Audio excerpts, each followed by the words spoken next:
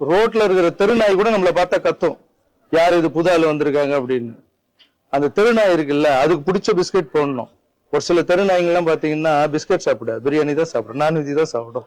அதுக்கு பிடிச்ச மாதிரி செஞ்சு அதை போட்டு அது நம்மளை கத்தாம பாத்துணும். ஒரு நாய்க்கோ ஒரு வீட்டுக்கே இவ்வளவு ஆகுதுன்னா, ஒரு நாட்டை கொடுத்துருக்கீங்க, கொஞ்சமாவது டைம் கொடுங்க, பாசிட்டிவா திங்க் பண்ணுங்க. புதுசா அரசு வேணும், அரசு வேணும், மாற்றம் வேணும், மாற்றம் வேணும்னு கேக்குறீங்க.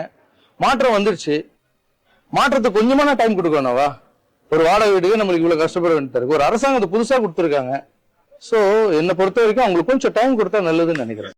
ஆக்டர் ராகவா லாரன்ஸ் பேசியிருக்க இந்த விஷயம் தான் சோஷியல் மீடியாவில் மிகப்பெரிய சர்ச்சை ஏற்படுத்தியிருக்கு அப்படின்னு சொல்லலாம். ஸோ இதுக்கு விளக்கம் கொடுக்குற மாதிரி ஒரு ஸ்டேட்மெண்ட்டையும் அவர் கொஞ்சம் நேரத்துக்கு முன்னாடி தான் ரிலீஸ் பண்ணியிருக்காரு. அதில் அவர் என்ன சொல்லியிருக்காருன்னா, ரீசெண்டாக நான் கொடுத்த ப்ரெஸ் மீட் ஒரு தவறான புரிதலை ஏற்படுத்தியிருக்கு. அதை பற்றி இங்கே நான் தெளிவுபடுத்த விரும்புகிறேன். என் ரசிகர்களையும் மக்களையும் நான் எப்போவுமே என் அம்மாவுக்கு சமமாக தான் மதிச்சிட்டு இருக்கேன்.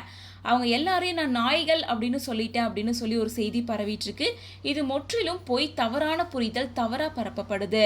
நான் சொல்ல வந்தது என்ன அப்படின்னா, நம்ம ஒரு புது வீட்டுக்கு போனால் அங்கே இருக்க இடத்தையும் சூழலையும் புரிஞ்சு நடந்துக்க கொஞ்சம் நாள் ஆகும். அதுக்கான டைம் கொஞ்சம் நம்ம எடுத்துப்போம். அந்த பகுதியில் இருக்க நாய்களுக்கு கூட அங்கே இருக்க பழக்க வழக்கங்கள், அங்கே என்ன உணவு கிடைக்குது அப்படின்றத தெரிஞ்சுக்கிறதுக்கு நேரம் தேவைப்படும். அதை தான் உதாரணமாக நான் சொல்லியிருந்தேன்.